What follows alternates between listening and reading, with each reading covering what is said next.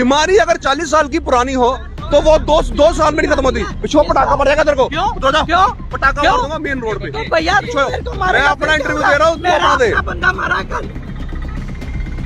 पिछो जा। कौन सी बात होती है? मैं अपने इंटरव्यू दे रहा हूँ, तो अपना दे। मैं बीजेपी का बंदा हूँ। मेरा कर। कश्मीर में हमें आतंकवादी मार रहे हैं और यहाँ पे सरकार हमें थप्पड़ मारेगी, तो कश्मीरी पंडित जाएगा तो जाएगा कहाँ? आग मार दूंगा, थप्पड़ मार दूंगा। उसके बाद जब कैमरे बंद हो गए, पड़ा तो नहीं आपको?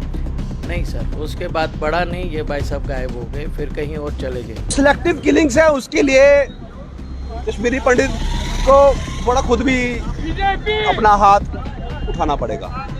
मेरी मांग है सरकार से बस यही है कि थोड़ा इनके लिए ट्रेनिंग कैंप्स लगाए जाए, ये भी थोड़ा ट्रेन हो जाए ताकि ये भी लड़ सके। हर जगह सिक्योरिटी प्रोवाइड नहीं हो सकती। कल को अगर मैं पावर में आ जाऊँ, मुझे कोई पार्टी उठा ले, मैं किसी को ज्वाइन कर लूँ, मैं पावर में आ जाऊँ तो मैं क्या पटाख मारना शुरू करूँगा? नहीं भाई साहब, कभी नहीं। यार ये इस बार रखना है, नहीं पाया है। प्रेसिडेंट मंडल प्रेसिडेंट है और इससे 3 साल पहले मैं बीजेपी में डिस्ट्रिक्ट सेक्रेटरी रह चुका हूँ, बूथ प्रेसिडेंट रह चुका हूँ। इस भाई साहब की नॉलेज के लिए मैं बता रहा हूँ आपको। हमदर्दी जताई, आपके साथी वहाँ पे शहीद हो गए, मारे गए टेररिस्ट के द्वारा, कोई हमदर्दी जताई आपसे? सर जब पटाख ही मारने की बात कर दी तो हमदर्दी की तो बात ही नहीं है। हमदर्दी किस बात? ये वीडियो आपने देखी, इस वीडियो में जो शख्स ये कह रहा है कि मैं पटाख मार दूंगा, माने थप्पड़ मार दूंगा, ये भारतीय जनता पार्टी के मंडल प्रधान हैं मुट्ठी पलौड़ा से। शायद इनको ये बात अच्छी नहीं लगी कि ये लोग सरकार के खिलाफ प्रदर्शन क्यों कर रहे हैं, और जनाब उनकी कम्युनिटी का, उनका आदमी मार दिया गया कश्मीर में। क्या कर रहे हैं वो? उसके बाद कुछ और बातें भी आपने कही।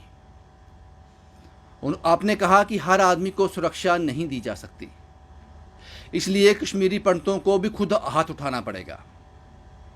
इसके लिए इनको ट्रेनिंग देने के लिए कैंप लगाए जाने चाहिए। यहाँ पे कश्मीरी पंडितों को लड़ना सिखाया जाए ताकि वो खुद अपनी रक्षा कर सकें, ये भी आपने कहा। अब जो आदमी हाथ में तराजू लेकर सब्जी बेच रहा है, अपना घर का गुजर कर रहा है किसी तरह से, वो 24 घंटे जेब में रिवॉल्वर डाल के घूमेगा? पहलवान बनाओगे आप उसको? अब किस तरह से लड़ेगा वो आतंकवादी से? जिसके पास गन है वो दूर से निशाना लगाता है, किस तरह से? बेतुकी बात थी आपकी, ये कोई सेंस नहीं थी इसकी। कैंप लगाने चाहिए कश्मीरी माइग्रेंट्स को ट्रेन करने के लिए ताकि खुद लड़ सकें। 8 साल में लगाए क्यों नहीं आपने ये कैंप? ये राय आप अपने सरकार को क्यों नहीं देते, भारतीय जनता पार्टी वालों को क्यों नहीं देते?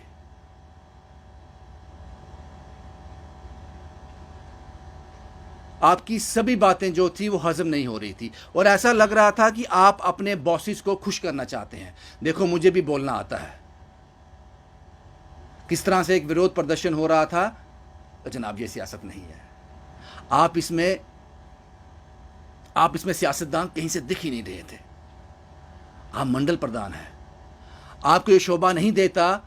एक आदमी, ये राइट है, डेमोक्रेटिक राइट है, वो प्रोटेस्ट कर रहा है, आपने बोला मैं तुम्हें चपेट मार दूंगा, और बाद में ये भी बोला, और ये काट देना वीडियो, ये बीच में नहीं डालना।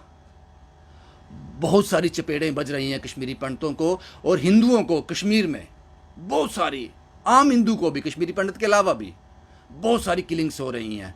आतंकवादी उनको गोलियों से मार रहे हैं, बंदूकों से मार रहे हैं, आप चपेड़ों से मारोगे, थप्पड़ों से मारोगे? आप मरहम लगाओ जनाब, मरहम लगाओ। मेरे साथ वही शख्स हैं जिनको कल थप्पड़ पड़ते पड़ते बच गए। ये मंडल प्रधान साहब मुट्ठी पलौड़ा के थप्पड़ मारने वाले थे। इनको क्या नाम है आपका? मेरा नाम अनिल बान है। क्या बात हुई थी पूरी?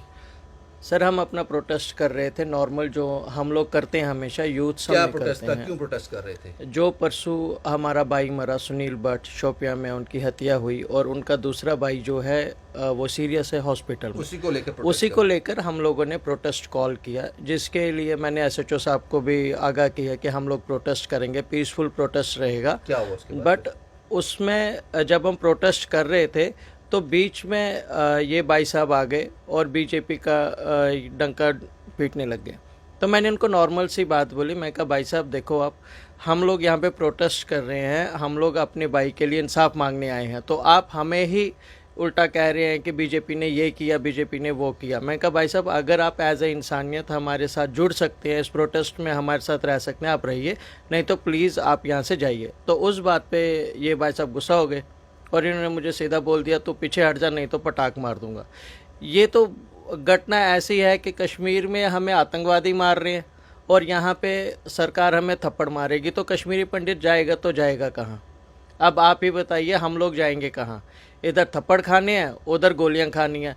आज कश्मीरी पंडित 100 साल से, 200 साल से, 300 साल से माना जाता है ये इसने खाली कलम उठाई और हथियार नहीं उठाया। लेकिन ये भी मैं प्रॉमिस करता हूँ, जिस दिन कश्मीरी पंडित ने हथियार उठा लिया, क्योंकि वो दिमाग से उठाएगा और दिमाग से चलाएगा। कश्मीरी पंडित कोई बैल नहीं है जो कि उठाएगा और मारेगा, नहीं। कश्मीरी पंडित जब उठाएगा तो वो दिमाग से मारेगा, और वो जब मारेगा तब ये सरकार भी हिल जाएगी। मुझे कोई लेना देना नहीं है बीजेपी से, मुझे कोई लेना देना नहीं कांग्रेस से, एनडीपी से, आपसे, अपनी पार्टी से। मुझे ये बताओ सर, क्या नाम बताया आपने? अनिल कुमार बान। अनिल कुमार साहब, पटाख मार दूंगा, थप्पड़ मार दूंगा, उसके बाद जब कैमरे बंद हो गए पड़ा तो नहीं आपको? नहीं सर, उसके बाद पड़ा नहीं। ये भाई साहब गायब हो गए, फिर कहीं और चले गए, फिर ये मेरे को नहीं मिले। उसके बाद कोई बात हुई उनसे? उसके बाद बात हुई, कन्वर्जेशन फ़ोन पे ही हुई, कि नॉर्मल कन्वर्जेशन हुई। उन्होंने भी कहा यही कि मैंने गुस्से में बोल दिया और मैंने उनको कुछ बोला नहीं। लेकिन इतनी बात ज़रूर है कि मैं भी यहाँ पे प्रेसिडेंट हूँ, एक कम्युनिटी मेरे पीछे है जो मेरे पे भरोसा करती है। इन्होंने तो मेरी पूरी इज्जत की धज्जियाँ उड़ा दी वहाँ पे, ये बोल के कि मैं पटाख मार दूंगा। आज मेरी कम्युनिटी, आप इंडिया में नहीं, यूएसए में नहीं, ऑल ओवर वर्ल्ड देखिए, वो मेरे बैक पे खड़ी है। आप ट्विटर चेक कर सकते हैं, फेसबुक चेक कर सकते हैं। इस वीडियो को जो आपने कल डाली थी, आपके चैनल ने डाली थी, इसको डिलीट करने के लिए भी मुझे फ़ोन आए और मैंने एज ए इंसानियत आपके चैनल को कॉल भी किया। मैं कहा बीजेपी पार्टी से रोष है, हमें किसी से पर्सनल रोष नहीं है, तो आप प्लीज़ अगर हो सके ये डिलीट कर दीजिए वीडियो, किसी की रेस्पेक्ट की बात है। इसने मेरी रेस्पेक्ट नहीं रखी, लेकिन इसने छोटा होके मुझे बोला कि मैं तुझे पटाख मार दूंगा।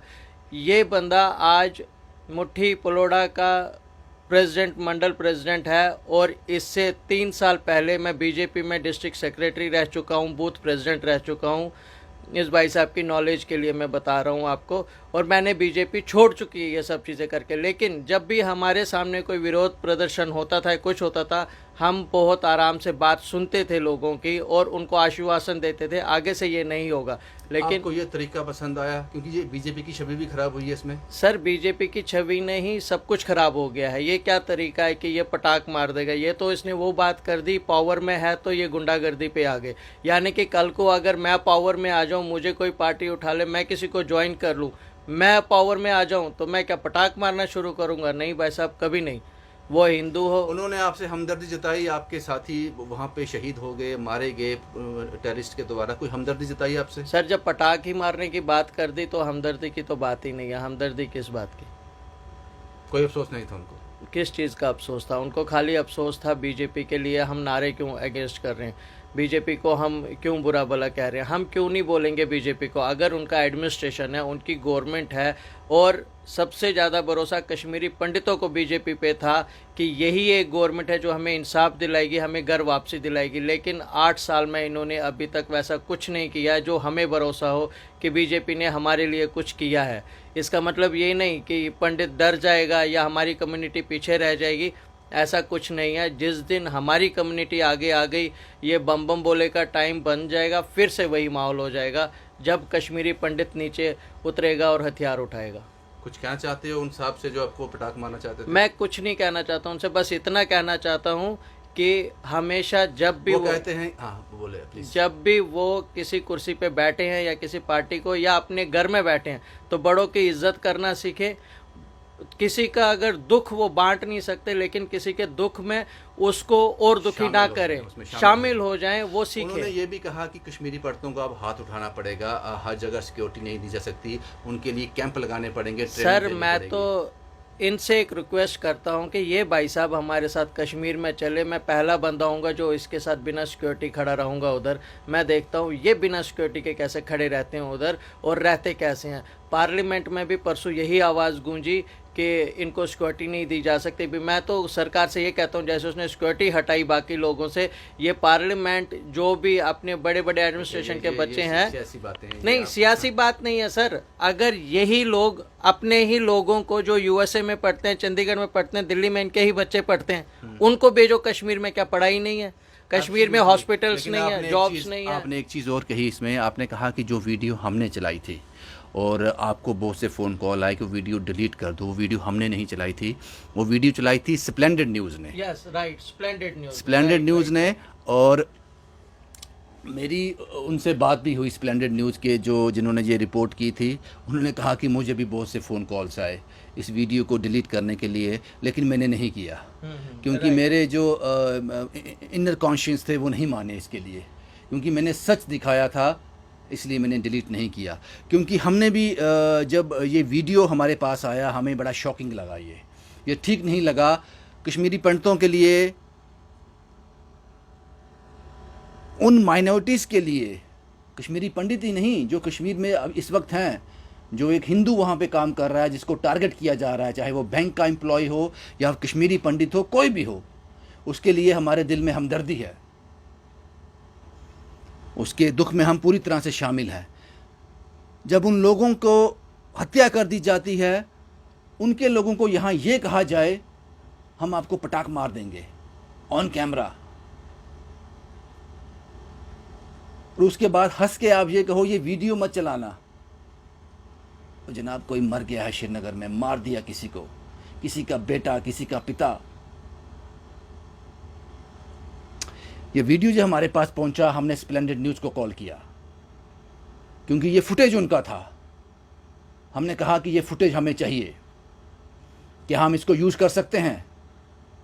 फिर उन्होंने पूरी बात हमें बताई, क्योंकि हम अपने एथिक्स नहीं भूलते हैं, हमें पता है कि कैसे काम करना है। इसलिए ये खबर आप तक पहुंचानी ज़रूरी थी। अगर स्प्लेंडेड न्यूज़ मना कर देता आप हमारा वीडियो यूज़ ना करें, ये खबर हम तब भी चलाते, लेकिन वीडियो के बिना होता। अब आप फैसला कीजिए कितना सही कितना गलत। और जनाब पटाख तो पड़ रहे हैं, महंगाई का पटाख, अनएम्प्लॉयमेंट का पटाख, जो आप सरकार में भर्तियां कर भी रहे हो उसमें स्कैम का पटाख, लोगों की जिंदगियां तबाह हो रही हैं। होमगार्ड को देखा है आपने, डेली वेजर को देखा है आपने। आज भी ऑल डिपार्टमेंट प्रोटेस्ट कर रहे हैं भारतीय जनता पार्टी ऑफिस के सामने। किस पटाख की बात करते हो? यह पटाख तो बड़ा नॉर्मल है जो आप मारने वाले थे। इसके निशान चंद मिनटों में, चंद सेकंडों में, सेकंड्स में मिट जाएंगे, लेकिन जो पटाख पड़ रहे हैं वो निशान जो है वो गाँव छोड़ जाते हैं सदियों के लिए। सताए हुओं को और मत सताओ।